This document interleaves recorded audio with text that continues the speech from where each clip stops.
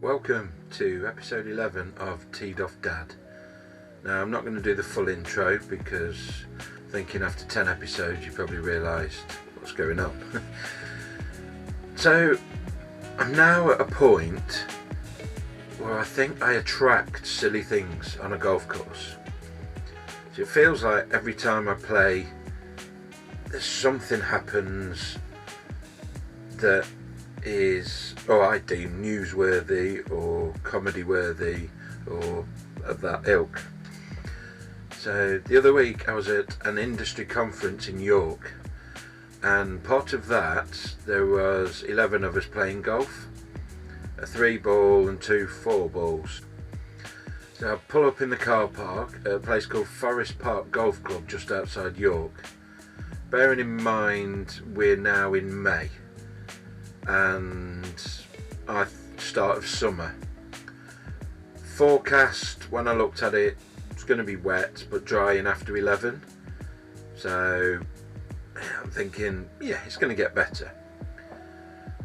Pull up, get out the car to get my clubs out, to get hit by a barrage of rain and hailstones. And I've said we're in the middle of May. I've got my shorts on thinking it's going to dry up and going to be sunny. I jumped straight back in the car and I'm like, yes, I'd rather be late than get absolutely soaked before we start playing. We've had a couple of really nice weeks of weather in England, and if I recall it was 20 degrees the week before, and on that day in York it was 8 degrees and raining. I don't have a waterproof, I only have a waterproof jacket, I don't have waterproof trousers, so I'm a little bit worried. Now, probably the reason I haven't got waterproof trousers is I have tree trunks for thighs. Now, the wife has a thing where she always refers to me and takes the mickey out of me that I've got short legs and a long body. But then add that to a middle-aged spread that's starting to develop. Golf manufacturers don't really make trousers for me. So getting these trousers that the waist and the legs and the leg length work is a really big struggle. So at the minute I have none. With everything going on with my back, I decided to get a buggy because I just thought at least I'll last the 18 holes and I'm not going to ruin myself. And as you would expect, having a buggy, you assume some kind of protection. I've got my umbrella as well, so that if I need it, I've got it. But the rain starts to ease, so I'm like, right, this is my time. Jump out the buggy, jump out the car, into the locker rooms. And then for some reason I put my light blue trousers on, thinking summery, that's the way to go. Put the clubs in the buggy, all good to go. We're all chatting, getting towards 11 o'clock our tee off time. So bit of a shout, who's going first? You lot, right, you might as well lead us off. Now my thing is, before I play a new course, I love to go on Google Maps or 18 Birdies as I use. Even go to the website, get a feel for the course, what the holes are like. But this time I'd done nothing of the sort, so I'm turning up blind. The last time I played in weather like this was, I think it was Stratford upon Avon, and I got absolutely soaked. So yeah, my history in the wet weather wasn't great. So the 4 of us head over to the first tee. Now I've had to get rid of the alcohol, I had to move the alcohol delivery guy because I couldn't even get my buggy out. We all pull up to the first, all ready to play. First 3 guys tee off, really good drives down the fairway, only to be shouted at by the club pro and the other chaps who were playing. We're just looking, wondering what's going on, only for him to tell us we're starting on hole 1 of the wrong course. There's 27 holes at Forest Park and we teed off on the first of the wrong one, on the 9 hole, not the 18. So fortunately, having the buggy, one of the guys shot straight down, grabbed the balls, came back, and we go over to the first tee on the one we were meant to be playing. I don't know how I do it. I don't know if I attract it or if that is just golf. There is lots of stuff like that going on. So after the round, we all sit round having a beer and a sandwich, and a couple of us realised we worked for the same company a few years ago. I was a quantity surveyor at the time, and we'd all got told our region was going to get closed down and the office wasn't going to stay open. Now, because we had some continuing work, there was a few people that stayed on, but it was going to be run out of another office. Now, to be honest, I got wind beforehand, so I was looking at alternative employment before we were told we were being made redundant, which then worked out well. Finished on the Friday, started work at a new place on the Monday, so I was pretty fortunate. But I think the way it was done, there was literally a free-for-all in the stationery cupboard before we all finished. Anything that could either people wanted or of any value was taken. Now, within the dregs, there was a pitchfork marker, a club or a ball cleaner. It was like a orange safety helmet with a brush on the bottom, and there was a sleeve of 3 company branded golf balls. Now, this is alongside any pens, paper, staples, erasers, etc. that you'd normally find in the stationery cupboard. So at that time I was a member of a golf course in Burton-on-Trent called the Craythorne. Now, tight little course, not very long, since burnt down and it's closed, but that's another story. So stand on a long par 4, get my driver out. Now this is 2004, so at that point I've got my less than a year old Jack Nicklaus Golden Bear clubs, steel head, steel shaft, top of the range back in 2003. First ball, put the new balls on the tee that were taken from the work, mullered it straight out of bounds on the right. Literally, it was still 30 feet in the air when it went out the out of bounds line. So, right, calm down, put another one on the tee, another the same ball, actually duplicate of the shot I'd played to the right. Third one, I realised actually I'm overhitting it, trying to swing the skin off the ball. Just need to chill out. Then proceed to launch the third one left out of bounds. There was literally a full fairway between the hole I was playing and the out of bounds, and it went over. I didn't even have to shout 4 because it was that far left. At that point I thought to myself, well, that's those 3 balls gone. I haven't really served a purpose, but hey. Picked up another ball from my bag, don't even remember what ball it was, and hit the centre of the fairway. Now, I don't know if part of my psyche was I was over trying to smack the skin off the ball, but yeah, just weird that 3 went out of bounds and then the non-branded ball went straight down the middle. Just find it a little bit weird. It must be a mental thing. I don't know. I look back and I just wonder if I was taking out a bit of anger, really trying to overhit it. Not that there was much anger really, because although we've been made redundant, I'd got another job. It didn't really affect me, but strange. I can only put it down to mentally.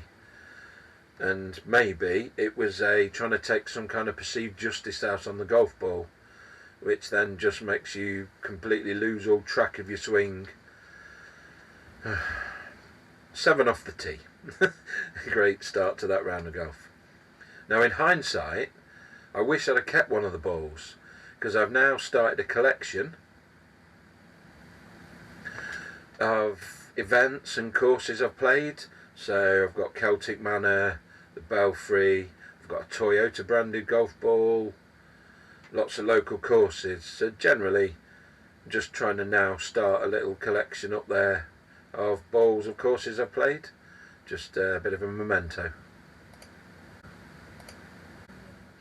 Now I'll just jump here a little bit, because as I've listened back, I was recording this on video for the first time, and I actually pointed at my little golf ball shelf behind me. Now I've realised it's absolute useless if you listen to the podcast. So yeah, just for a bit of context, as I was filming this, above my right shoulder on the shelves I've got a little unit with a load of golf balls in. Next to that I've got my Lego excavators and little diggers above my Lego camper van. So yeah, it's always nice to describe the visual on a audio podcast.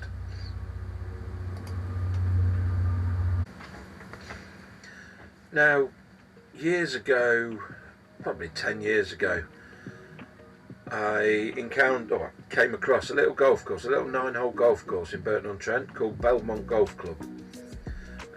Not the longest, but it was always nice, you know, a couple of hours, you could play your 9 holes, and it was cheap and cheerful.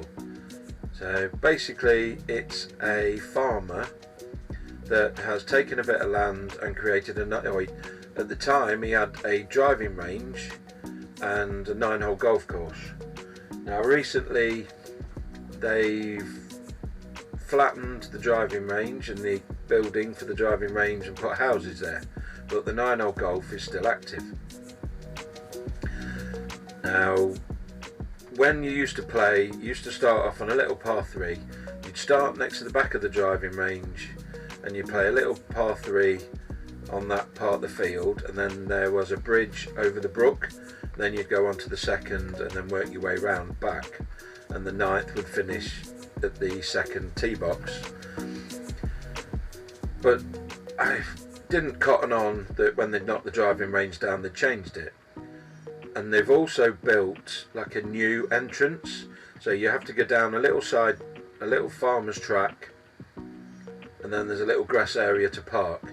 So what historically was the tee box of the 9th is now the tee box of the 1st, and they've split the big dogleg right par 5 into 2 par 4s now, 2 short par 4s that go round. Now I'm on the first tee thinking, just play your game, just have a bit of a practice. 7 iron, drifts right into a bit of thick rough, small set of trees. I've not played here in ages, so I wasn't really thinking or realised how thick it would be. So I'm on my own, there's nobody else about. I play an extra ball and hook this left. Now again, as with my last story, when I hook it left, it properly goes left. Now at this point I've missed the road that I drove in on, which is on the left, and it's now going into the farmer's field. I follow the ball, look in the field, and that field is currently occupied with sheep and lambs. I'm watching it, I'm following it, I'm looking down, there's sheep in the field, there's a ball heading towards them,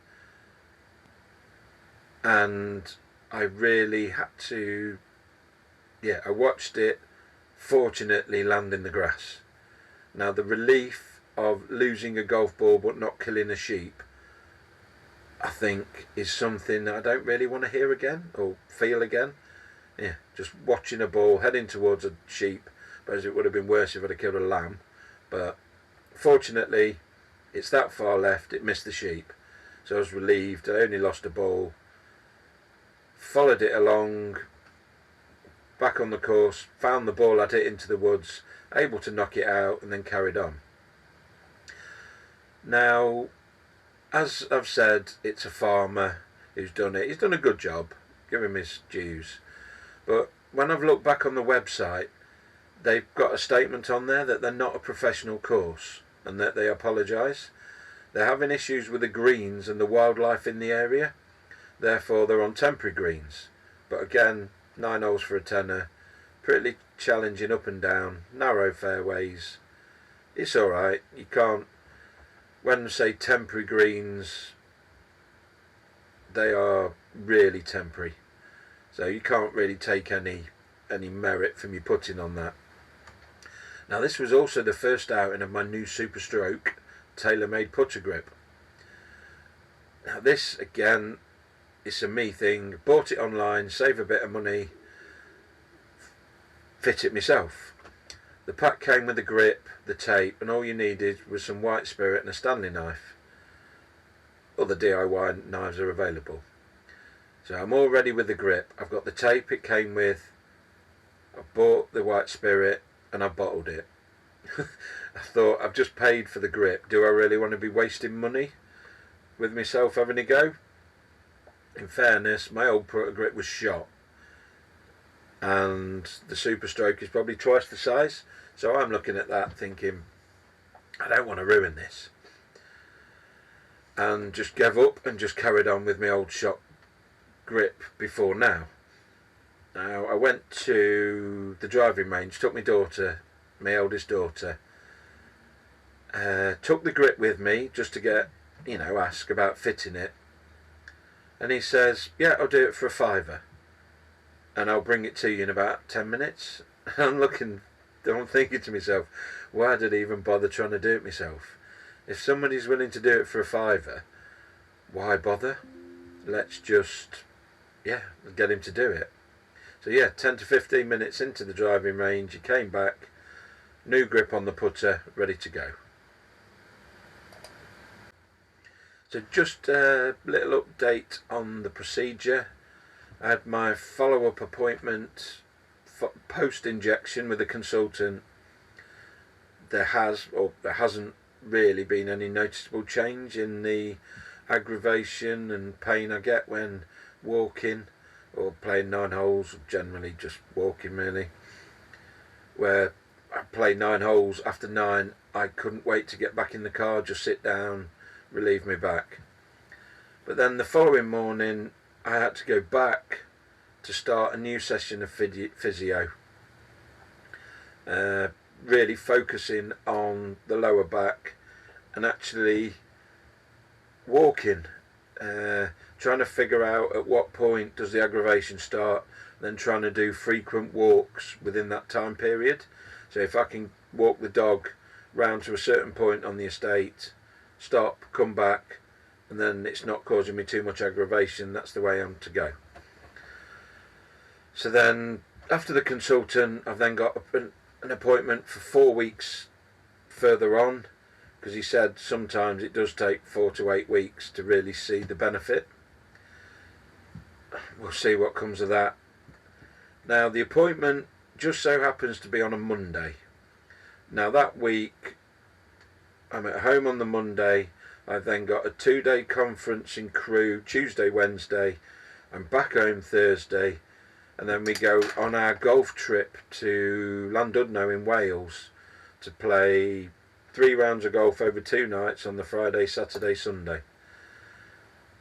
Conveniently, the World Cup starts that week, so there's a bit of good planning. Golf and football, can't really argue with that. Golf is a properly confusing sport. So I played, as I've said, the round in York last week, shot 44 over. 44 over, and 2 of those holes are parred. I think I played some awful golf. I was chunking shots, topping shots, just generally, and I think I've even hit more trees in that round than I think I've ever hit before. And it kind of makes me think there's 2 real things that make my mind boggle about golf. Number 1, I've played a lot better this week. My ball striking was good, a couple of birdie putts on the par 4s, decent drive, on iron onto the green, 2-putt par. Simple golf. But I lost 3 balls. Granted, 1 went out of bounds. I lost 2 just off the fairway in the rough. Now the rough wasn't bad, but I just couldn't find the balls. There's 3 of us at one point looking, and I just couldn't find it on 2 of the holes. just lost the ball, so that's that. But I don't get that one in York. I didn't lose a ball, yet this one at Bredsall Priory, I lost 3 playing better golf.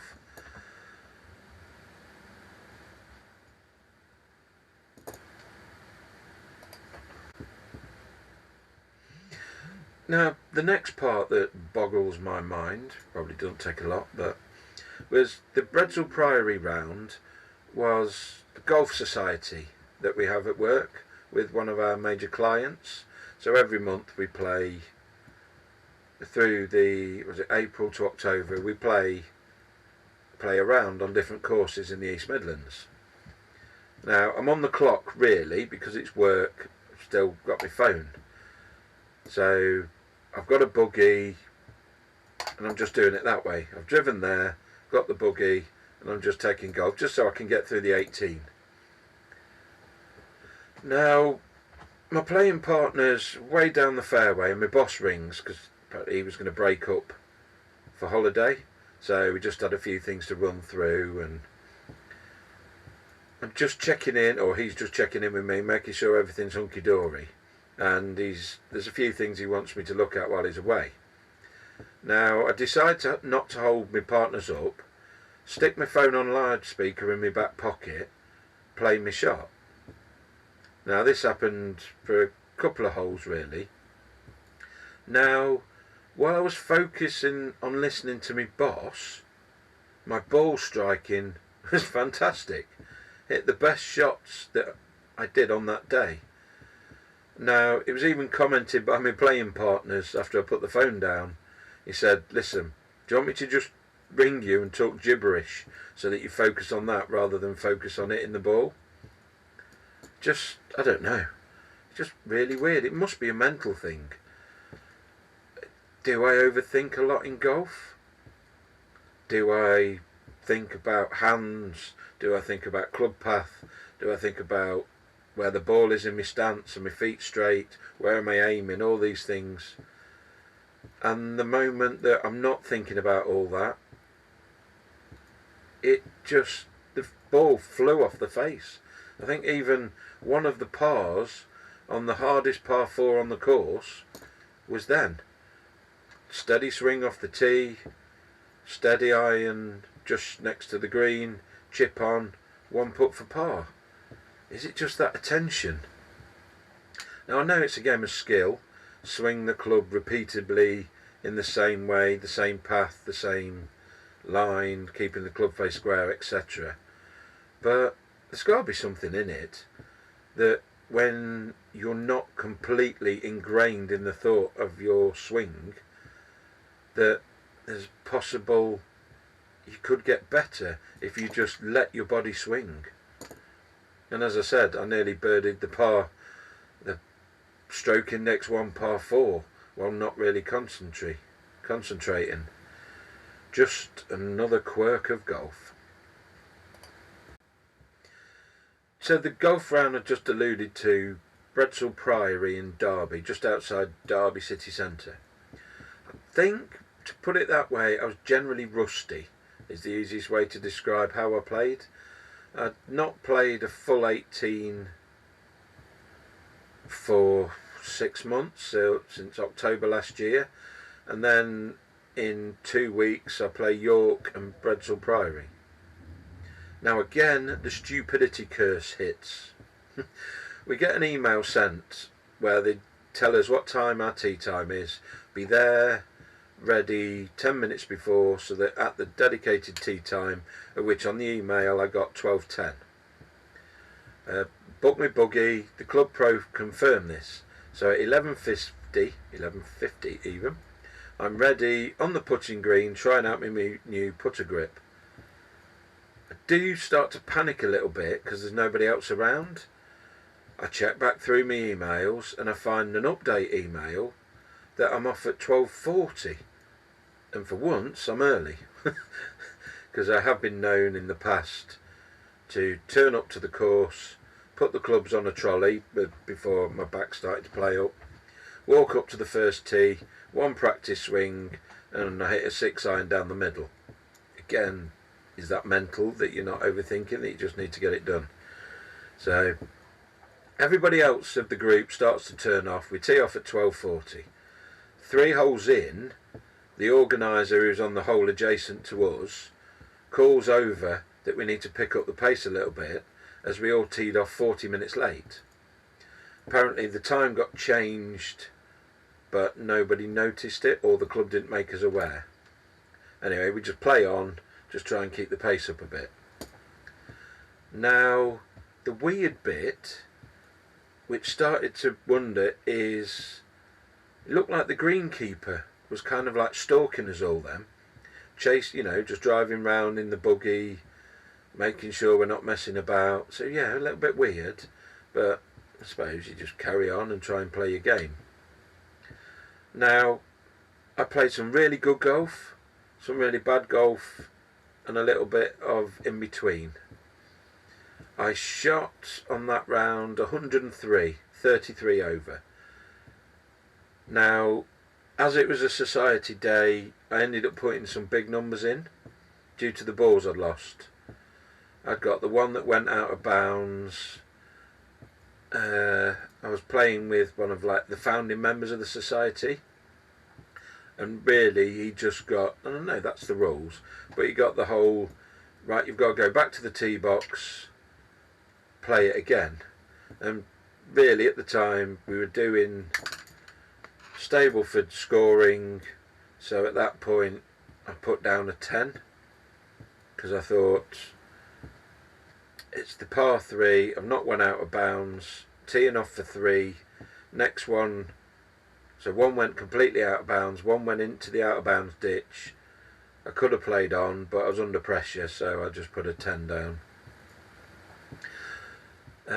Another one, properly launched with 6-iron, really pleased with the contact, shot shape, everything went forward. For the life of me, couldn't find the ball. Really gutted. I was slightly in the rough, but I just couldn't find it. I think, again, you end up putting a 7 down. Well, especially when you're being chased around the golf course, because even in a buggy, to go right back to the tee where everybody stood there, it just doesn't feel like it's an option at that. And so again, it's just annoying really. You hit a good shot that doesn't go wildly out of bounds, and you get penalised because you can't find it in the rough. Overall, I played probably my best golf while I was distracted. I can see bits of signs of playing really well, but I think I just need to relax, chill out, and just enjoy the golf. Not take it too seriously and just enjoy the golf. So last year, as one of the society days, we played a course in Leicester called Kirby Muxloe. After the round, there's always a raffle, because ultimately the point of the society is, 1 is to get out enjoying playing golf, and 2 is to raise money for their nominated charity.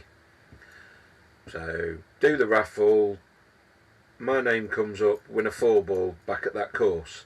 Now I really enjoyed that course, so I was chuffed to bits. Next number comes out, it's my number again, £20 American Golf voucher. Now I feel a bit bad, so I say put the voucher back in and redraw it. Unfortunately, my work colleague won that, so I was pretty happy with that. Didn't go to anybody I didn't like.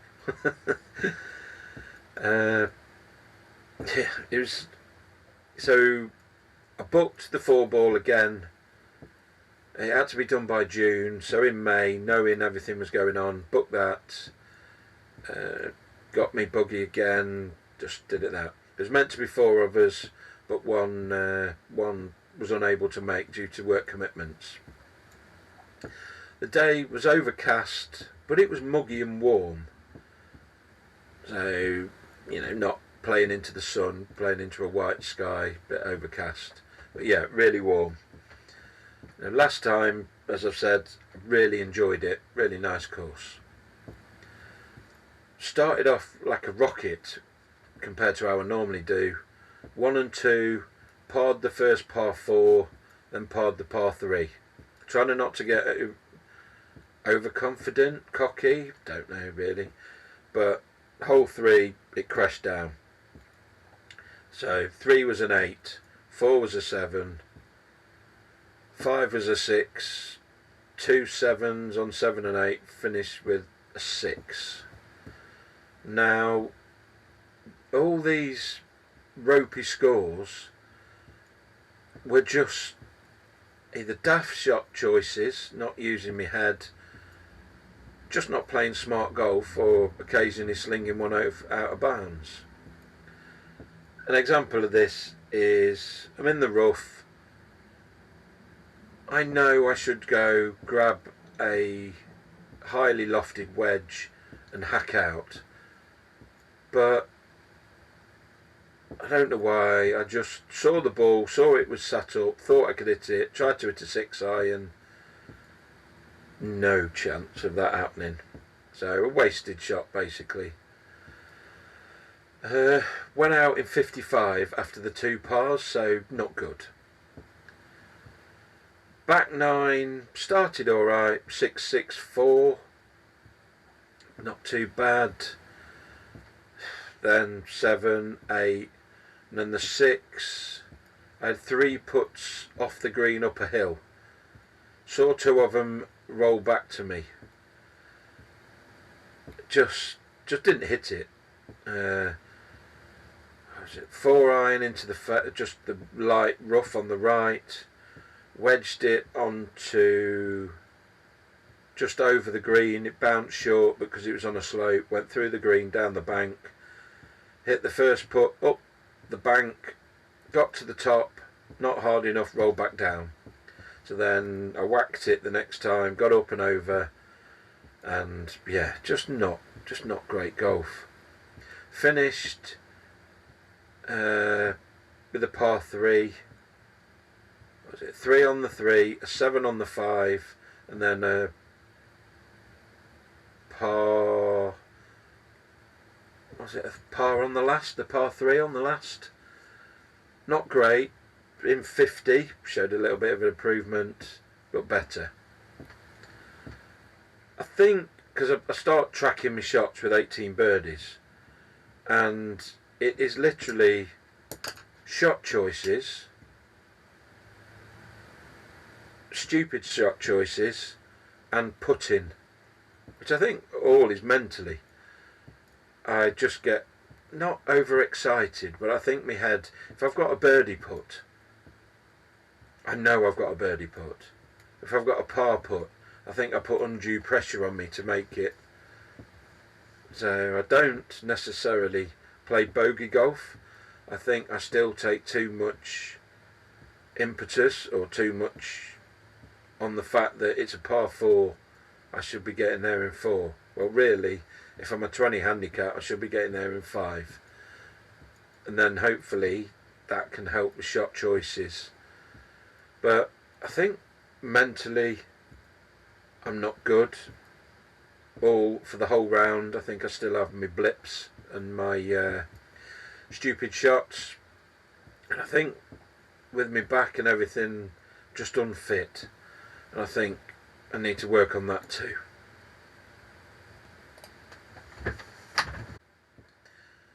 So I'm recording this on the Thursday before our 3-day golf weekender in Llandudno.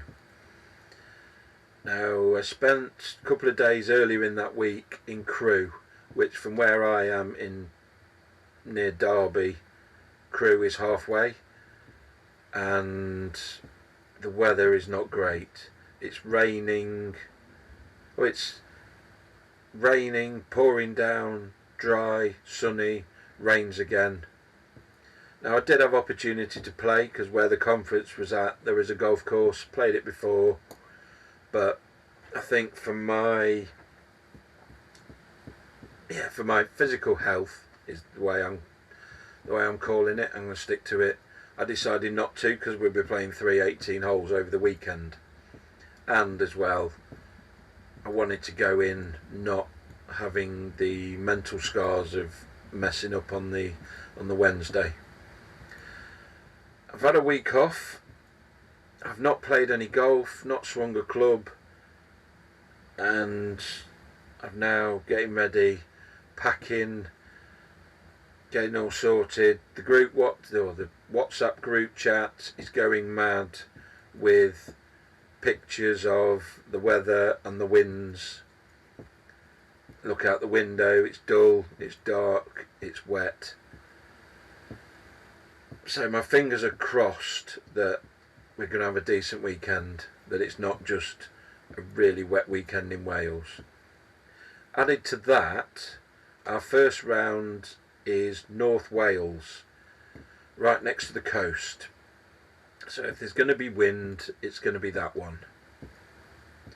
Currently it's forecasting 20 to 25 mile an hour winds, so it could be interesting.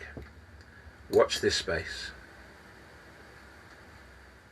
So thank you for listening. If you're still listening and you still find this content interesting, I've got loads more bits and bobs in my head written down everywhere. I've got not going to go into detail about the Wales trip, but I'm pretty sure something's going to happen that is worthy of bringing up on the podcast. So thank you again. Big thanks to my wife for just letting me do this and let me disappear for an hour or so on an evening into my office just to do that. I'm recording this one. I'm trying to do the video and audio on Riversidefm, so we'll see how that turns out. I'm going to put the podcast and then hopefully put some clips on social media. Excuse me. So you should be able to see who I am and even see the golf balls behind my head that I so ineptly described in the podcast. So no, thank you for listening. There's more to come, and that's it. Play well, everybody. Hope you all look after each other and yourselves, and I'll speak to you next month.